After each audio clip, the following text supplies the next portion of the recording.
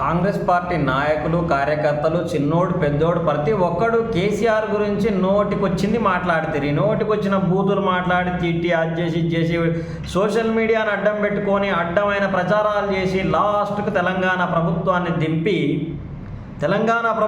దింపి కాంగ్రెస్ ప్రభుత్వాన్ని ఎత్తితిరి జెండా. ఈ కాంగ్రెస్ ప్రభుత్వానికి జెండా ఎత్తిన మరుక్షణమే కరెంటు కోతలేనా, రైతుల ఇబ్బందులేనా, రైతు బంధు పడదు, వీళ్ళకి సరైన అవగాహన ఉండదు, ఉన్న డబ్బుల్ని అడగోలి వాళ్ళకి నచ్చినట్టు వాడుకుంటారు. ఆ వాడుకున్నాక దానికి సరైన మార్గం చెప్పరు. అప్పులైనవి, అప్పులు చేసిండు, అప్పుల కుప్ప అంటారు. ఆడ చూస్తేనేమో అప్పులు ఆమదాని బరాబర్గా ఉంది. అప్పుల ఆమదానిలా 10% మాత్రమే అప్పులు ఉన్నాయి. ఏ విధంగా చూసినా తెలంగాణ మంచి అభివృద్ధిలోనే ఉంది. ఎన్నెన్నో జిల్లాల వికేంద్రీకరణ చేసి గవర్నమెంట్ ఎంప్లాయ్మెంట్ పెంచిండు. పోలీసు వాళ్ళకు మంచి మంచి కార్లు ఇచ్చి వాళ్ళలో చైతన్యం నింపిండు. హోంగార్డ్స్ జీతాన్ని పెంచిండు, టీచర్స్ జీతాలు పెంచిండు. టీచర్స్ ఈరోజు హైదరాబాద్లో చాలా సంతోషంగా బతుకుతున్నారు. ఏడనో ఉద్యోగం చేసుకుంటూ హైదరాబాద్లో ఇల్లు కొనుక్కొని సంతోషంగా బతుకుతున్నారు. అందరి జీవితాలు బాగుపడ్డాయి. ఎకరం పొలం అమ్మితే ఒక 4 బిడ్డల పెండ్లి కానీ, జీవితం ఒక 4 ఎకరాలు అమ్మితే ఒక బిడ్డ పెండ్లి కానీ, జీవితం కెలిచి 1 ఎకరం అమ్మితే 4 బిడ్డల పెండ్లి చేసే స్థాయికి తెలంగాణ ఎగబాకింది. అటువంటి తెలంగాణను సర్వనాశనం చేయడానికి నాశనం చేయడానికి తెలంగాణ ప్రజలు వాళ్ళ చేత వాళ్ళే ఎన్నుకున్నారు. ఏదిరా ప్రజలపాలన? ప్రజాపాలన అంటే ఏంటిది? ప్రజల బాగోగులు కోరడం, ప్రజల మంచి చేయడం, ప్రజలకు స్నేహపూర్వకంగా ఉంటే సరిపోదు. కేసీఆర్ చేసిందల్లా ఏంటంటే ప్రజలతోని మాట్లాడకపోవడం, ప్రజలను పట్టించుకోకపోవడం అని. కానీ ఎవరికి ఏ ప్రజలకు అందంది? ప్రతి ఒక్కరికి ఏదో ఒక రకంగా ప్రజాధనాన్ని ప్రజలకు వినియోగించిండు. మీరేంద్రా బాబు, ప్రజల ధనాన్ని మీరు వినియోగించుకుంటా కేసీఆర్ మీద దుమ్మెత్తిపి వస్తున్నారు. పనికి మాలిన యూట్యూబ్ ఛానల్స్, చెత్త జర్నలిస్టులను అడ్డం పెట్టుకొని బుద్ధి తెచ్చుకొని ఇప్పటికైనా తెలంగాణ ప్రాంత బాగు కోసం పోరాడండి. తెలంగాణలో ఉన్న ప్రతి ఎకరాకు సాగునుండి ఎట్టి ఇవ్వాలి.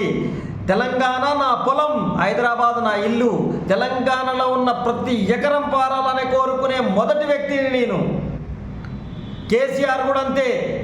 తెలంగాణ భూభాగం మొత్తం వ్యవసాయ యోగ్యంగా, వ్యవసాయ సాగు యోగ్యమైన భూమిగా ఉంది. దానికి సరైన నీళ్ళు అందిస్తే తెలంగాణలో ఉన్న ప్రతి రైతు కోటీశ్వరుడే. ప్రతి రైతు బాగుపడతారు. బాగుపడడం కోసం లిఫ్ట్ ఇరిగేషన్లు పెట్టాలి. ఖచ్చితంగా కరెంటు బిల్లులు ఇప్పుడు 100 మోటార్లు ఫిట్ చేస్తే 100 మోటార్లు ఒకసారి ఆన్ చేస్తారా? ఏ మోటార్లకు అందుబాటులో నీళ్లుంటే ఆ మోటార్ ఆన్ చేస్తారు. అరే కామన్ సెన్స్, ఒక బాయిలో నిండా నీళ్ళు ఉంటే 5 మోటార్లు వేస్తారు. ఏమాత్రం నీళ్ళు లేకుండా కొద్ది గొప్ప నీళ్ళుంటే ఒక మోటార్ వేసి కథ నడిపిస్తారు. ఏదో రకంగా వ్యవసాయాన్ని, భూమిని అనేది సాగు ప్రతి ఒక్క రైతుకు తెలుసురా భయ్. బుద్ధి లేని మీకు తప్ప, మీ బుద్ధి లేని మీ జర్నలిస్టులకు తప్ప సరైన అవగాహన, తెలంగాణ మీద అవగాహన లేని రాజకీయ కార్యకర్తలు, నాయకులకు తప్ప నిజంగా రైతులకు ప్రతి ఒక్కరికి తెలుసు. నీళ్ళు ఒక 5-6 ఫీట్ల లోతు బాయిలు ఉన్నాయనుకో, ఒకటే మోటార్ నడిపిస్తాడు. అదే బావి నిండా నింటే 4 మోటార్లు తెచ్చైనా బాయిలు వేస్తాడు రా. ఎందుకంటే ఆయన పొలమంతా వారించుకోవాలి, వాడు బాగుపడాలి, రైతు బాగుపడాలి. నేను కూడా రైతునే. వాడన్నందుకు బాధపడదు, నేను కూడా రైతునే. తెలంగాణ ప్రాంతం గురించి అడ్డగోలిగా నోటికొచ్చినట్టు ఎవడైనా మాట్లాడేది.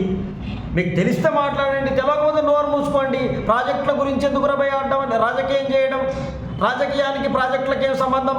ప్రాజెక్టులో లోపాలు ఉంటే కేసులు ఉంటాయి, దానికి సిస్టమేటిక్ ఉంటుంది, దానికంటూ న్యాయ వ్యవస్థ ఉంది, చట్టం ఉంది, అన్నీ ఉన్నాయి. అవి చూసుకోవా?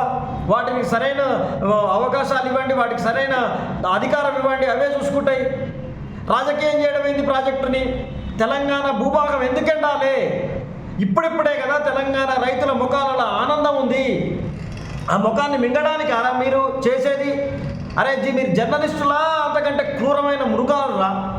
ఒక ప్రాజెక్టుల గురించి తప్పుడు ప్రచారం చేస్తున్నారు. తెలంగాణ ప్రాంతాన్ని మళ్ళీ ఎండిపోవాలన్నా?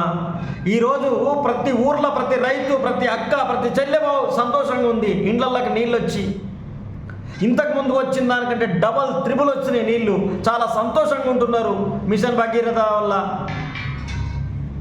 ఎందుకురా ఇట్లా తయారయ్యారు? జర్నలిజం ముసుగేసుకొని తెలంగాణ ప్రాంతాన్ని తప్పుదో పట్టించుకోవడం కోసం యువకులను రెచ్చగొట్టి తల్లిదండ్రుల చేత తప్పుడు మార్గం ఓటేపించి ఈరోజు గుదిబండం తెచ్చి తలకాయ మీద పెట్టుకున్నారు.